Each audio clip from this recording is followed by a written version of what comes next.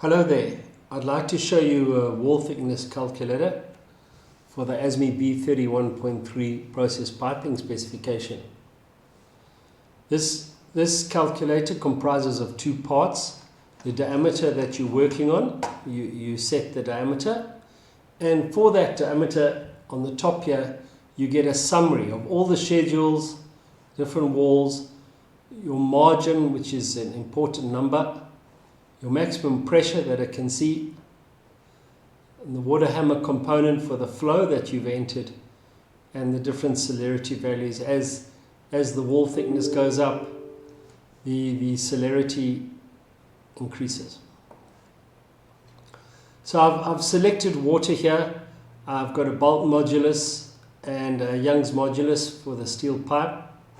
I've got different anchor constants. That produces the highest celerity. I've got different pipe materials. I've got API 5Ls, I've got 5LXs, and ASTM A106. I've also got the two South African piping specifications, 709 and 62.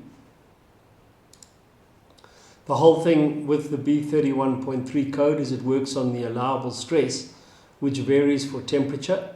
So for the material that you've selected, you've got the temperature range. Let's stay within the normal operating. As you go up, let's just take an extreme case.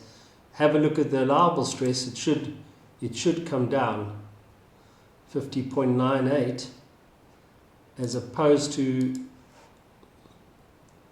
137 point, it's actually 89, but it's rounding it off, it's working it correctly.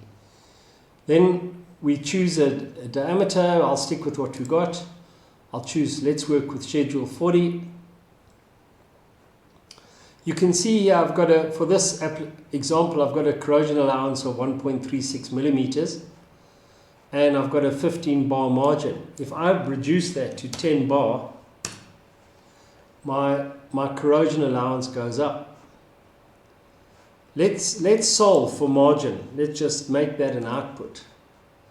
And let's say I wanted 2 mil. This is a typical number for corrosion allowance. You can see for this wall, I've only got a 6.58 margin. Let's say I want to increase that. I'll increase the schedule to schedule 60. There we've got ample margin now. Let's have a look. We're running at a velocity of 3 meters a second. Well, I don't want to set the velocity. I want to set the flow to 175. It then works it out for you, and you can see the velocity is a little low. I could probably get about more 200. 250 is good enough. And that's a nice running range to keep your friction heads within acceptable limits. And you can see that I've got a margin of 40.59. That's on a static head of 200 meters. Let's make that 300. That'll reduce the margin. And you can see I can actually use it. I can go higher. Let's make that 15 bar. It'll give me a warning.